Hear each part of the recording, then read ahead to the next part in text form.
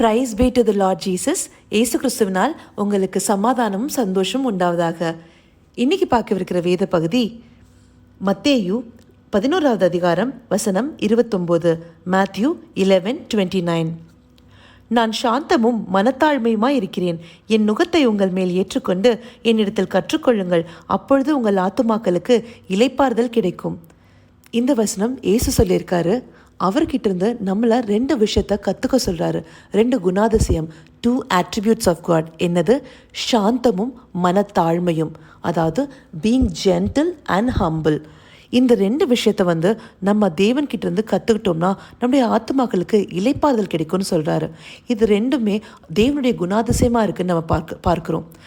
ஏன் தாவீது கூட சங்கீதத்தில் 103வது அதிகாரத்துலையும் அதே போல் 145வது அதிகாரத்துலையும் சொல்லியிருக்காரு. தேவன் எந்த மாதிரியான ஒரு குணாதிசயம் உடையவர்னு சொல்லிட்டு, கர்த்தர் இரக்கமும் மன உருக்கமும் நீடிய சாந்தமும். அப்போது நீடிய சாந்தம் தேவனுடைய ஒரு குணாதிசயம், சாந்தமாக பார்க்கப்படுது. அதே போல் இயேசு கிறிஸ்துவை போல் மனத்தாழ்மையாக இருந்தவங்களும் யாரும் இல்லை. இந்த 2 குணாதிசயத்தையும் நம்மளை கற்றுக்கொள்றது சொல்கிறது மூலமாக அவர் என்ன சொல்கிறாரு? இளைப்பாறுதல் கிடைக்கும்னு. ஏன்னா இதுக்கு முன்னாடி இருக்கிற வசனத்தை பார்த்தீங்கன்னா, வருத்தப்பட்டு பாரம் சுமக்கிறவர்களே இடத்தில் வாருங்கள், உங்களுக்கு இளைப்பாறுதல் தருகிறேன்னு சொல்லப்பட்டிருக்கு. இதை நம்ம அடிக்கடி சொல்லி ஜெபிக்கிற வசனம் இல்லையா? நமக்கு கஷ்டமாக இருக்கும்போது, ஆண்டவரே நான் என்னோட வருத்தத்தோடு வந்திருக்கேன், பாரத்தோடு வந்திருக்கேன், நீங்கள் எங்களுக்கு இளைப்பாறுதல் தரேன்னு சொல்லியிருக்கீங்க இல்லையான்னு.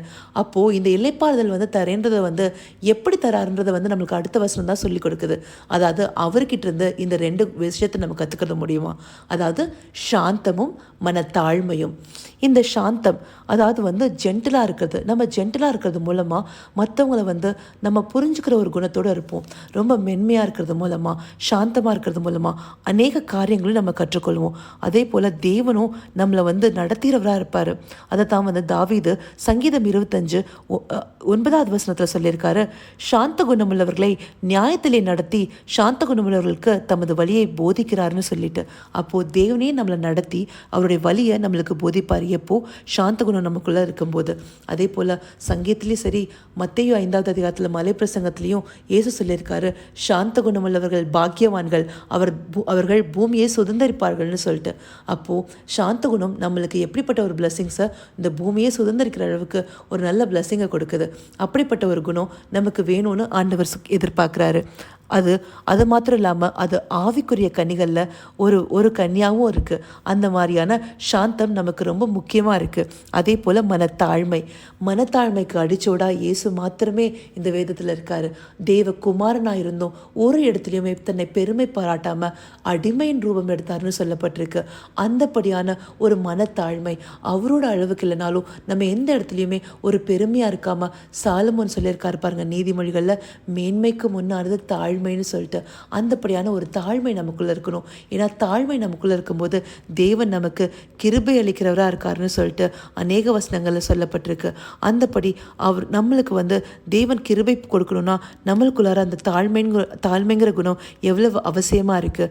அது மாத்திரம் இல்லை, இந்த தாழ்மையின் குணமும் இந்த நீடிய இந்த சாந்த குணமும் நமக்குள்ளார இருக்கும்போது நம்மளை தேவன் உயர்த்துறாருன்னு நம்ம பார்க்கலாம். சங்கீதத்தில் ஒரு வசனத்தில் சொல்லப்பட்டிருக்கு, கர்த்தர் சாந்த குணமுள்ளவர்களை உயர்த்துகிறாருன்னு சொல்லிட்டு. அப்போது சாந்த குணமுள்ளவர்களை உயர்த்துகிறாருன்னு போட்டிருக்கு. அது மாத்திரம் இல்லை, தாழ்மை உள்ளவர்களையும் தேவன் உயர்த்துகிறாருன்னு சொல்லப்பட்டிருக்கலையா? தன்னைத்தான் தாழ்த்திறவன் எவனும் உயர்த்தப்படுவான். அப்போது தேவன் இந்த குணங்கள் இருக்கும்போதே நம்மளை உயர்த்துவார்.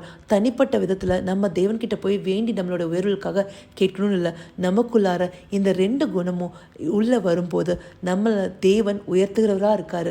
அவர் நமக்கு கிருபை கொடுக்கிறவராக இருக்கார். இந்த குணம் இருக்கும்போது நமக்குள்ளார ஒரு இளைப்பாறுதலும் இருக்குது. அப்போ இந்த 2 குணமும் நம்மளுக்கு எவ்வளவு அவசியமாக இருக்குது.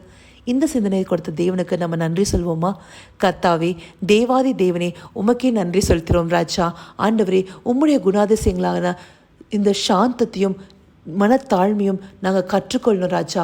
அப்பா, அதன் வழியில் நடந்து எங்களுடைய ஆத்துமாக்களுக்கு இளைப்பாறுதலும் தேவன் நீங்கள் எங்களை உயர்த்து வைக்கும்படியாக நாங்கள் நடந்து கொள்ளணும் ராஜா. அப்படியே நீங்கள் தரப்போகிற கிருபைக்காய் நன்றி. சகலவித துதி மகிமை கனம் யாவும் ஒருவருக்கே செலுத்திடும். இயேசு கிறிஸ்துவின் நாமத்தால் வேண்டிக் கொள்கிறேன் பிதாவே. ஆமென், ஆமென்.